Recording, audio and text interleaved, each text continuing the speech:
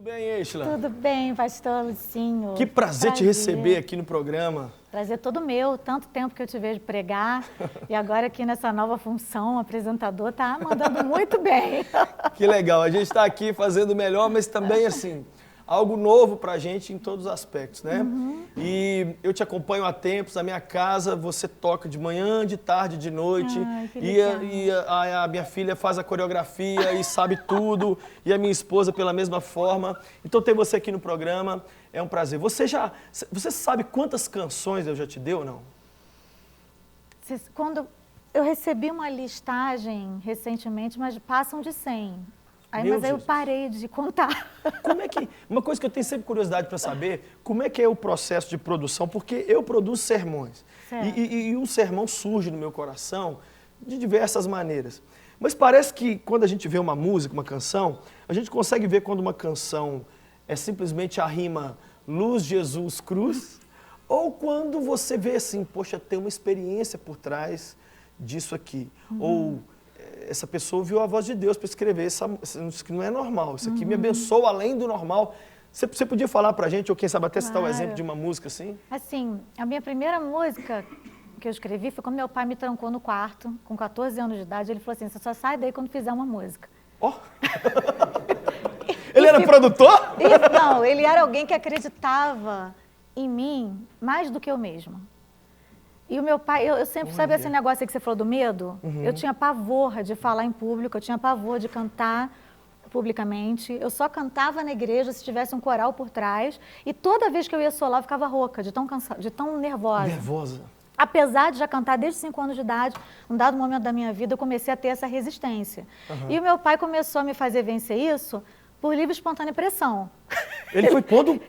Você vai, você Jesus, vai. querido. Até que um dia ele me trancou no quarto e falou, só sai daí quando fizer uma música, porque você é capaz, porque você vai conseguir.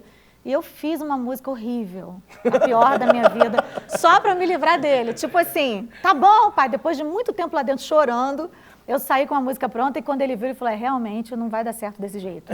Então eu acho que ele deve ter ido orar e depois de um tempo, assim, por livre e espontânea vontade, eu me tranquei no quarto com Deus. E aí eu já tinha vivido minhas próprias experiências, já tinha passado pelos meus vales, e aí surgiram as primeiras canções. A primeira de todas, a Fernanda gravou.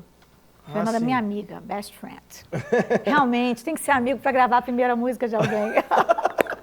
E ela gravou uma música no primeiro CD dela, o segundo CD, na verdade, Meu Bem Maior, que é uma música chamada Com Você. Com Você. É. E depois dali, Deus foi me dando outras. E, assim, sobre a experiência, claro, as mais lindas canções, as mais profundas, as que mais tocam as pessoas, são as que a gente escreve nos piores momentos. Então é bem parecido com a gente que prega, que sente assim, eu vivi algo aqui muito forte. E aí, de repente, você transmite aquilo de uma forma diferente. É um preço, né, que se paga, porque quando Deus nos chama para transmitir algo, primeiro a gente tem que viver esse algo. É muito perigoso, uma coisa que a gente pensa, é o adorador, porque o sermão não. Se eu repito um sermão, as pessoas vão dizer assim, ele está sem unção. Mas o adorador, todo mundo quer que ele canta a mesma música. Há 20 anos. E se cantar a música nova, todo mundo fica com raiva. É verdade. Eu não estou certo, não é assim mesmo? Então, o pregador e o adorador, ele vivem em mãos contrárias. É verdade. O pregador tem que cantar tudo novo. Tem que pregar novo. E o adorador cantar as canções antigas. Mas muitas vezes você já não aguenta mais. Mas você sabe que Deus dá graça, porque cada vez que a gente canta, repete uma canção que canta há anos, é como se fosse a primeira vez. Eu posso dizer isso, porque é um momento muito especial aquele ali. Eu amo estar no altar. Depois que eu venci essa coisa do medo, depois que isso passou na minha vida, o altar é o lugar onde eu mais fico à vontade. A gente sabe um episódio assim da sua vida, que a gente já te ouviu falar, do seu casamento com o Odilon e como ele teve envolvimento, assim, passou um momento conturbado, vocês passaram um momento difícil até ele se firmar e ter aquela posição mesmo com o Senhor. E como Deus fez disso algo tão especial que hoje serve para você animar e ajudar outras mulheres, não é verdade? Surgiu alguma canção daí, ou desse período, ou foi um momento assim muito difícil? Não, foi um momento muito difícil, sim. Mas eu tive que me posicionar como adoradora dentro da minha casa. Na verdade, a maioria das minhas canções, elas foram surgindo nesse período e depois, né, nos períodos posteriores, quando Deus me deu vitória. O primeiro ano do meu casamento foi o pior da minha vida, mas eu já tinha vivido mais ou menos 6, 7 anos de namoro, noivado, né, e aí juntou com o casamento. E eu tive que me posicionar como alguém que adorava a Deus acima de qualquer coisa. Porque eu descobri que o Odilon estava sendo o centro da minha vida até então. Né? Eu tinha passado toda a minha juventude querendo a libertação dele, e eu descobri que, na verdade, eu também tinha que ser liberta. Eu precisava passar por não de drogas, de nada, mas desse sentimento. De tudo, da escravidão, de achar que a minha felicidade estava nele. Meu Senhor. Até que eu descobri que o Senhor tinha que ser o centro da minha vida, com o Odilon ou sem ele. Eu tinha um Deus que estava no trono e que tinha um plano na minha vida para a eternidade. Então eu comecei a orar para que o Senhor salvasse o Odilon. Eu não sabia se ele ia permanecer ou não. Eu esperava uma notícia às vezes. O Odilon está morto, porque ele chegava 4 da manhã, drogado, ficava dentro de morro. Às vezes eu ia dentro da favela buscá-lo. Diz que você, a Fernanda, sua irmã, tinham um projeto de oração juntas, isso, um negócio quarto rosa, uma coisa assim? Antes de nós casarmos, eu tive um período separada, que eu estava noiva, aí nós eu terminei o noivado com o Odilon. Fernanda também tinha voltado para Jesus e estava orando pela pessoa com quem ela iria se casar, que ela não sabia quem era. E todo mundo orando ali para os seus futuros maridos. Eu já nem sabia mais se era o Odilon ou não. Mas nós nos trancávamos no quarto, a Fernanda tinha um quarto todo rosa, a gente chama de quarto rosa. E a gente fazia vigília de oração ali. Pela vida sentimental uma da outra? Pela vida sentimental uma da outra. Gente, que legal. E muitas vezes vinham outras amigas missionárias. Fernanda tinha uma amiga na África que vinha de vez em quando orar conosco, e outras amigas da igreja, na comunidade da Vila da Penha, que era a igreja da qual ela fazia parte na época. E tinha a avó de Ogreza, que é a avó da Fernanda, que ficava também intercedendo por nós a noite toda e ali cobrindo a nossa vida em oração. Nesse período foi quando a gente viveu as maiores experiências com Deus. E você disse que logo depois que a situação sentimental se firmou, é que vieram as canções assim, pipocou tudo, vamos dizer. Depois que Deus operou o milagre, depois de casada, depois que meu marido que Deus operou um milagre definitivo na vida dele, eu estava em estúdio gravando meu CD Tira-me do Vale, que não é uma canção minha, mas é como se fosse feita para mim. Uma canção do Livingston Farias, mas era a minha história. E quando eu gravei essa canção, botei voz, foi o dia que eu cheguei em casa, que eu tinha orado dentro do banheiro, com os meus joelhos dobrados lá, chorando, dizendo, Deus, como é que eu vou ministrar essa canção se eu não vivi isso? Eu estou no vale há tantos anos. E eu preciso dessa libertação. Foi quando eu cheguei em casa e pela madrugada, 3, 4 horas da manhã, ele chegou e ajoelhou no pé da cama e pediu para eu orar por ele da seguinte forma, ou Deus me leva, ou Deus me salva, me liberta. Ou ele me liberta, ou ele me prepara e me leva, porque assim eu não quero continuar. Mas fazia muito tempo que ele não se posicionava. E ele, inclusive, tinha dito assim, olhando para os meus olhos, desiste de mim, Isla, porque eu não vou largar a cocaína nunca mais na minha vida. Então você para de orar, entendeu? Quer viver comigo? Vamos viver bem assim. Né? E eu não aceitei essa situação. Não aceitei. E ali naquele momento, Deus fez a obra na vida dele, eu viajei para Macapá, ele viajou para um retiro espiritual, e quando eu voltei de viagem, ele estava completamente transformado. Resumindo, hoje ele é o meu pastor. Já faz 17 anos que isso aconteceu, nós temos 19 anos de casados. E o Odilon hoje é o meu pastor, ele é o pastor da igreja onde eu congrego, é a nossa filial, a Assembleia de Deus Vitória em Cristo, ali no Agro do Cão. E é uma bênção poder ver o que Deus fez na vida dele, o que Deus pode fazer na vida de quem se posiciona e quem diz eu quero. É interessante que você usou a expressão aí, eu não queria cantar um negócio que não tivesse acontecido comigo. Então eu falei com Deus, eu quero, Senhor.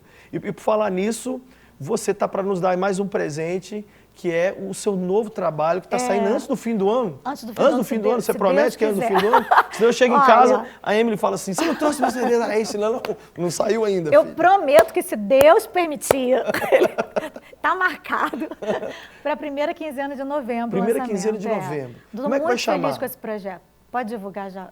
Não posso ainda falar. Não pode não? Então pelo menos fala o que vai ter um pouquinho, sei lá. Eu posso falar. Eu posso dizer que tem muita coisa nova e boa acontecendo. Hoje nós já tiramos as fotografias lá na Quartel Design. E assim, estou muito feliz porque eles já fizeram a parceria com a gente no CD passado. E agora vou gravar as bases fora do país, uma coisa que eu sempre sonhei. E a gente está indo para Nashville gravar agora em agosto. O produtor é o Paulo César Baruch, que é um amigão. Um amigo querido. E ele vai estar indo comigo, com a Rebeca, que é a esposa dele. E, enfim, estou muito feliz com todos os sonhos e projetos que Deus está realizando através desse trabalho. E são canções de adoração. A gente vai gravar ao vivo na igreja, na DEVEC Lago do Bicão, dia 3 de setembro, com a igreja. É com bem todo congregacional, então? Bem congregacional, o CD está assim, muito intimista. Tá aquele CD que eu pensei que eram canções só para eu orar no quarto, de repente Deus fala e diz, Deus vai e me diz, não, você vai revelar, você vai trazer para todo mundo, vai contar o seu segredo. E aí é muito bom poder compartilhar aquilo que a gente tem em 4 paredes com Deus. E eu estou feliz com essa nova oportunidade. Meu Jesus, então você vai ter que fazer pelo menos uma promessa, já que você não vai cantar uma música nova, não falou o nome do novo CD, não falou. Você vai ter que voltar aqui com o CD novo e cantar. Claro, com certeza, pastor, prometo. A gente aqui no programa tem, assim, sempre que a gente vai caminhando para o final, a gente pede o entrevistado para fazer uma oração. E eu queria que você orasse. Eu tenho atendido muitas pessoas com muito talento no reino de Deus, mas que o dia inteiro são assediadas assim, toca secularmente. Porque muitas vezes você sabe a luta que é a pessoa viver de cantar só o evangelho. Então, a pessoa fica assim, mas que dia Deus vai fazer? Porque eu estou lendo a mente do povo que está nos assistindo. Eles estão assim, que dia que Deus vai fazer na minha vida o que fez na vida deles? Que dia que Deus vai abrir uma porta? Será que eu vou ter que viver uma coisa difícil assim com meu marido? Eu queria só que você fizesse uma oração por todos os adoradores que nos assistem, para que Deus, assim, acalmasse o coração deles. Alguns conseguiram gravar o primeiro, o segundo trabalho, mas não rompeu. Mas que você orasse, porque você e seu marido, muito antes de adoradores, são pastores, e eu tenho o maior carinho do pastor Silas, a DEVEC, estou sempre lá, e eu sei que a adoração a ali... também te ama. Muito obrigado, amo muito. E eu só queria que vocês, assim, você fizesse essa oração, porque eu sei que as pessoas olham para você e dizem, é uma pessoa que Deus fez o que eu queria que fizesse comigo. Né? Então me dá sua mão aqui, vamos olhar para aquela câmera ali, faz essa oração por eles em nome de Jesus. Pai querido, como é bom estarmos na Tua presença, Sim, como é bom Te adorarmos. Sim, Pai. Como é bom sabermos que Tu estás aqui, em nosso meio. É verdade. Eu Te agradeço por essa oportunidade de estar diante dessas câmeras e também aqui na presença dos meus irmãos em Cristo. Deus, muito obrigado. Adorando o Teu nome. Sim, e eu quero Jesus. Te pedir por esses que estão nos assistindo agora. Sim. Deus, eu quero Te pedir que o Teu Espírito Santo os abrace. Sim. Que acima de tudo eles possam entender a profundidade, a largura, o comprimento, a grandeza do Teu amor. Que eles se sintam amados por Ti, Deus. Sim, Senhor. E não importa se na vida deles não está acontecendo agora exatamente aquilo que eles idealizaram. Sim. Senhor, quantas vezes temos que nos deparar com frustrações, mas nós queremos declarar que cremos que todas as coisas cooperam juntamente para o bem daqueles que Te amam. Que a felicidade verdadeira não está em realizarmos tudo o que queremos nessa vida, mas em estarmos no centro da Tua vontade. Sim, eu Te peço que venha com consolo, que venha com direção, que venha com solução, que venha com milagre, Senhor, na vida de cada um que nessa hora está ligado em Ti, na videira, de cada um que depende de Ti. Que eles saibam que Tu és um Deus todo-poderoso, que Tu estás no controle de todas as coisas, que Tu és um Deus de amor. E que na hora certa, o que tem que acontecer, vai acontecer. E até lá, nós vamos seguir Te adorando. Te adorando. Nada pode nos impedir de Te adorar. E que essas pessoas que estão nos vendo agora decidam Te adorar, Senhor. Aconteça o que acontecer. Levanta um exército de adoradores. Porque é isso, Senhor, que vai nos trazer paz. Essa paz que excede todo o entendimento. Em nome de Jesus. Amém. Amém. Eistila, obrigado por vir ao programa, mas eu não libero ninguém sem antes me responder a pergunta mais difícil. Eistila, nunca é tarde pra quê? Eu tenho uma música antiga. Você tem uma música? É antiga? E ela diz, nunca é tarde pra pedir perdão, nunca é tarde pra reconhecer que o erro foi meu. Nunca é tarde pra dormir em paz e abrir mão da razão, porque assim, só assim, Deus vai ouvir a nossa oração. Meu Deus! É o primeiro entrevistado que canta a resposta. Em um ano e meio de programa. Agora você me pegou. Lindo demais, obrigado por vir. Então, está feita a promessa, hein? O telespectador vai cobrar de vir aqui com um CD novo. Com certeza. Pra gente poder junto adorar o Senhor. Deus obrigado, abençoe. viu, querida? Deus te abençoe demais. Um abraço.